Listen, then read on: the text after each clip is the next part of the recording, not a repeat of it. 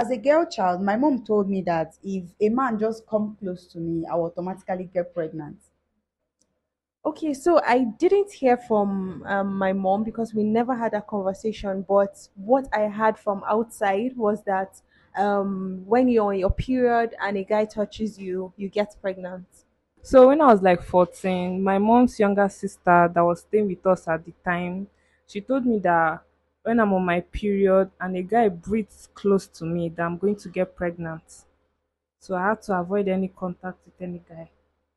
So growing up, I didn't really hear much about sex conversation from my parents. I learned it mostly from friends. I heard it most especially that part. They say, okay, even when you're not up to the puberty age, I remember hearing them say something like, "But if you rub some ashes on your armpit, like the hem ashes, so it makes the hair, the pubic hair to grow, even when you are not up to the age of developing pubic hair." So these are the funny things we heard from peers.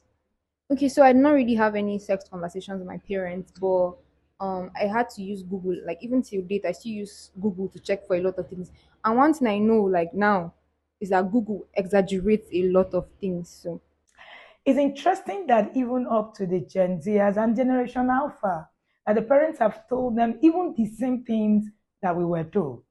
Don't let anybody touch your private part. Don't go near a man.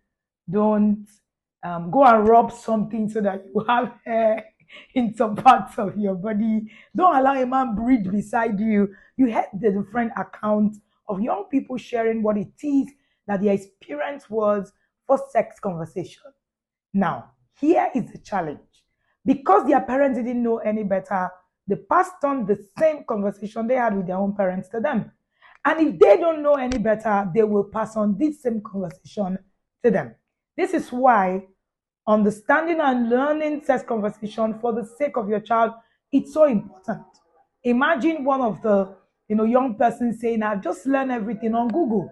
So imagine your child going on Google to actually go and ascertain their curiosity, which will definitely happen if you don't teach. Because the law of first mention in sex conversation says that once this is the first avenue a child finds answers, that would be the trusted avenue. So that young child still said, "I still go to Google till now to still go and find answers," because that's the first mention and the trusted avenue. Will you be the one teaching your child sex conversation, or will it be Google? Now, the unfortunate thing about going out there to look for your answers is that sex conversation is about the value you provide. And the whole world is saying to us that it's okay to masturbate, it's okay to have sex, it's okay for our children to become male if they are female. You can be anything. Just imagine a world like that. Join the Sex Educate Your Child Like a Pro so that your child won't be confused. Just like the young people that we have today, or even you and I, who are millennials, raising Gen Zers and Generation Alpha. See you in class at Sex Educate Your Child Like a Pro. Just for $399, you will be able to get access to 5 live classes, access to 2 guides that will help you navigate your journey as a mother, teaching your child, your daughter, about her vagina and all of the puberty conversations she needs. And the guided hands, a guide that helps fathers to be able to navigate their journey, teaching them of their sons of how to care for their pennies and also the puberty conversations that they need to have. Imagine having access to that just for 3,999 and still have 5 different classes on different topics on sex conversation by 5 different experts. You can't beat that.